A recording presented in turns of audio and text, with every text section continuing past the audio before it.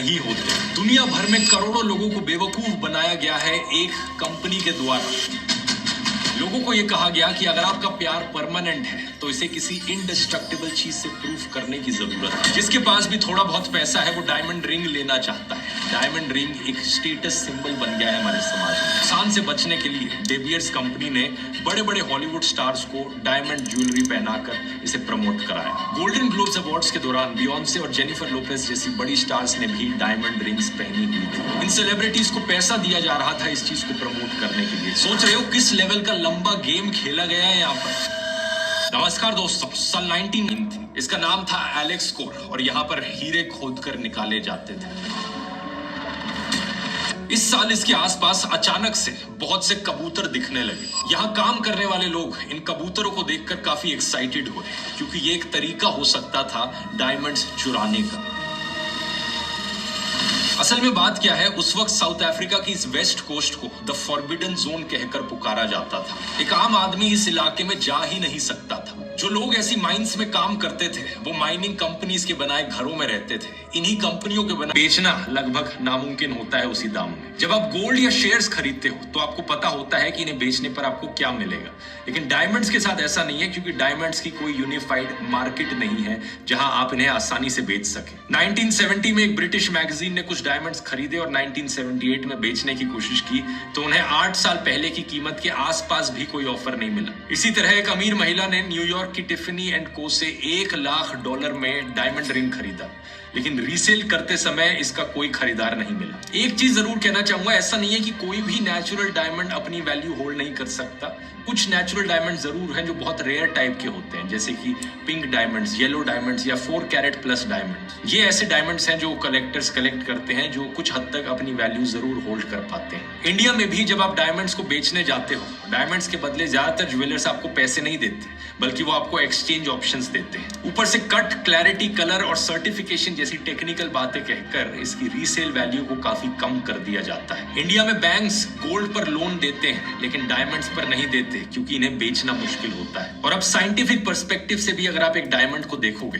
तो एक डायमंड क्या है? कार्बन बॉन्ड से बना एक मटेरियल है। कार्बन कैसा एलिमेंट है? एक ऐसा एलिमेंट जो हर जगह पाया जाता है। इसलिए आग लगने पर डायमंड CO2 में कन्वर्ट होकर इवेपोरेट हो जाता है, लेकिन गोल्ड दूसरी तरफ जलने पिघलने के बाद भी गोल्ड ही रहता है क्योंकि ये अपने आप में एक रेयर अर्थ एलिमेंट है। इतना ही नहीं, प्योर गोल्ड एक नोबल एलिमेंट भी है, यानी इसके साथ केमिकल रिएक्शन करना बहुत मुश्किल होता है। इसलिए गोल्ड ज्वेलरी की मेंटेनेंस कॉस्ट भी कम है, जबकि डायमंड्स को समय समय पर इंस्पेक्शन, क्लीनिंग की जरूरत पड़ती है। जो कार्बन बॉन्ड्स ग्रेफाइट को बनाती हैं, वो मटेरियल जो आपकी पेंसिल में होता है, वही कार्बन बॉन्ड्स डायमंड को बनाती हैं। बस फर्क ये है कि किस तरीके से बॉन्ड्स अरेंज हुई हैं। डायमंड्स तब बनते हैं जब कार्बन एटम्स पर बहुत ज्यादा हीट और प्रेशर पड़ता है, तभी इन कार्बन एटम्स की स्ट्रॉन्ग बॉन्ड्स बनती हैं जिनका लेयर दर लेयर एक्यूमुलेशन होकर एक डायमंड बनता है। नेचुरली देखा जाए तो ये चीज जमीन के 100 मील नीचे ही हो पाती है, लेकिन क्योंकि ये प्रोसेस इतना कॉम्प्लिकेटेड नहीं है, हम यही प्रोसेस लैब में भी कर सकते हैं। वही हीट और प्रेशर हम एक लेबोरेटरी के अंदर कार्बन पर डालें और डायमंड लैब के अंदर बन जाता है। ऐसे डायमंड्स को आर्टिफिशियल डायमंड्स या लैब ग्रोन डायमंड्स कहा जाता है। साल 1950s में जनरल इलेक्ट्रिक ने पायनियर किया था पहला सक्सेसफुल अटेम्प्ट ऐसे डायमंड्स बनाने का। शुरुआत में ये लैब ग्रोन डायमंड सिर्फ इंडस्ट्रियल यूज के लिए ही सूटेबल थे, लेकिन जैसे जैसे साल गुजरे, इनोवेशन बढ़ा, टेक्नोलॉजी इंप्रूव हुई और आज के दिन अब ये पॉसिबल है कि वही high quality jewellery grade diamonds बनाना लैब के अंदर जो जमीन के नीचे नेचुरली पाए जाते हैं। आज के दिन एक लैब ग्रोन डायमंड और एक नेचुरल डायमंड के बीच में फर्क बता पाना लगभग नामुमकिन है। वही सेम शेप, वही साइज, वही कलर, उतनी ही क्लैरिटी, उतना ही शाइन। बस फर्क यह है कि लैब ग्रोन डायमंड्स को बनाना नेचुरल डायमंड्स की माइनिंग करने के कंपैरिजन में 10 गुना ज्यादा सस्ता है। इनको बनाना ज्यादा एनवायरमेंट फ्रेंडली भी है क्योंकि कार्बन एमिशंस को कंपेयर किया जाए तो सिर्फ 0.028 ग्राम कार्बन रिलीज होता है पर कैरेट लैब ग्रोन डायमंड की प्रोडक्शन में।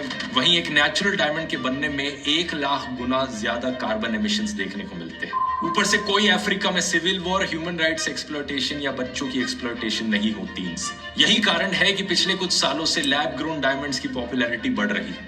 2020 से लेकर 2023 के बीच में नेचुरल डायमंड्स की कीमत 59% गिर गई और अभी इनमें 40% तक और गिरावट की संभावना है। अगर आप डायमंड्स खरीदना चाहते हैं तो लैब ग्रोन डायमंड्स खरीदिए, एक ट्रस्टेड सोर्स से डायमंड खरीदिए। और आज के वीडियो के स्पॉन्सर वर्निया। Hi friend, welcome to daily blog Ubharta Bharat channel. मैं हूं आपकी होस्ट रूबी ठाकुर। दोस्तों, आप मेरे चैनल पर आए हैं तो मेरे चैनल को लाइक, सब्सक्राइब और शेयर करें, जिससे कि मेरा चैनल ग्रो हो। आपके सपोर्ट से ही चैनल ग्रो हो सकता है। तो आज जिस टॉपिक पर हम बात करने वाले हैं वो टॉपिक है कि डायमंड जो है, डायमंड कभी भी फायदेमंद नहीं हो सकता है। अब तो डायमंड जो नेचुरल होता था अफ्रीका में ज़्यादा से ज़्यादा, अब वो लैब ग्रोन डायमंड भी बनने लगा है। तो लैब ग्रोन डायमंड यानी जैसा हीरा जो प्रकृति नहीं है बल्कि प्रयोगशाला में बनाया गया है, केमिकल और फिजिकल तौर पर 100% असली हीरे जैसा बनाया है। इनको दो तरीके से बनाया गया है, HPHT high pressure high temperature से, दूसरा है CVD केमिकल वेपर डिपोजिशन। इनका लुक, चमक, हार्डनेस सब नेचुरल डायमंड की तरह है। सिर्फ माइक्रोस्कोप से ही इसमें फर्क हम देख सकते हैं, जान सकते हैं। लैब ग्रोन डायमंड के फायदे: सस्ता होता है, नेचुरल डायमंड की तुलना में 50 से 70% तक सस्ता रहता है। इको फ्रेंडली है, खनन नहीं होता है, इसलिए पर्यावरण को कम नुकसान होता है। मतलब वो खोद के जो निकालने से जो पर्यावरण को नुकसान होता है, पेड़ पौधे कटते हैं, जंगल कटते हैं या कहीं पर जहाँ वो नहीं है, वो आप अपने लैब में बना सकते हैं, तो वो इको फ्रेंडली है। 100% रियल डायमंड, नकली नहीं बल्कि असली हीरे जैसा होता है। सप्लाई कंट्रोल में फार्म से बना होता है, इसीलिए जो है हर समय ये मिलते रहता है। अवेलेबिलिटी बनी रहती है, अवेलेबिलिटी बनी रहती है। लैब ग्रोन डायमंड के नुकसान क्या क्या है वो अब जानिए। रीसेल वैल्यू कुछ नहीं है, कम या नहीं के बराबर है। नेचुरल डायमंड का रीसेल पर कुछ पैसा होता है, लेकिन जो लैब ग्रोन डायमंड है, लैब से में जो बनाया गया डायमंड है, उसका कुछ नहीं है। कई विक्रेता ठगते हैं। कुछ जो सुनार है, कुछ जो गोल्ड स्मिथ है, वो क्या है कि कुछ दुकानदार नेचुरल डायमंड की तरह ऊंचे दाम पर लैब ग्रोन जो है LGD जो लैब में बनता है वो डायमंड को बेचते हैं। कीमत गिरती जा रही है, जैसे जैसे टेक्नोलॉजी बढ़ेगी ये और सस्ते होंगे। सर्टिफिकेशन जरूरी है। नकली या कम गुणवत्ता वाले लैब ग्रोन डायमंड भी बेचे जाते हैं, ग्राहक को धोखा दिया जा सकता है। कस्टमर को अवेयरनेस होना चाहिए, कस्टमर को जागरूक होना चाहिए। जागो ग्राहक जागो।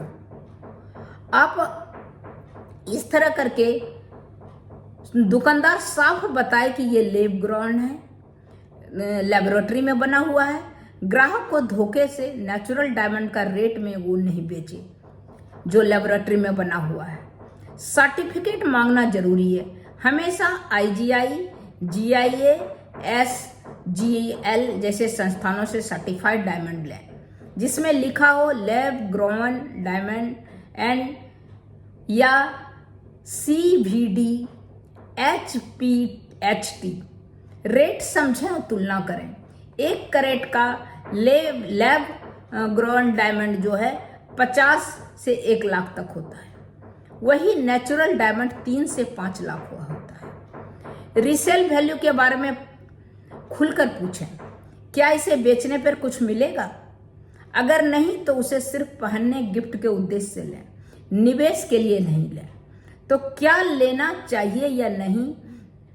गिफ्ट, शादी में पहनने के लिए ले सकते हैं, सही रेट और सर्टिफाइड जगह पर। निवेश जमा के लिए ना लें डायमंड। इससे रिसेल वैल्यू नहीं है, नहीं इसको बिकेगा आपका। जानकारी के बिना खरीदना नहीं खरीदें, अगर जानकारी और सर्टिफिकेट दे तभी खरीदें। तो दोस्तों डायमंड नहीं खरीदें। लैब ग्रोन डायमंड में ठगी हो सकती है, आपको असली बता के धोखे से नकली दे सकता है। हीरा आधे दाम में, पर समझदारी से लो वरना पछताओगे आप। तो इस तरह करके डायमंड को आप इन्वेस्टमेंट पॉइंट ऑफ व्यू से नहीं रख सकते हैं, जैसे गोल्ड को लोग रखता है खरीद के कि उसको बेचेगा तो कुछ पैसे मिलेंगे। ये बिकेगा ही नहीं, आपको पैसे ही नहीं मिलेगा। इसलिए कभी भी गलती से ये डायमंड वाला जो है वो खरीद के आप उसको भविष्य के लिए या फ्यूचर में कोई प्रॉब्लम हो तो उसको बेच सकते हैं, नहीं बिकेगा।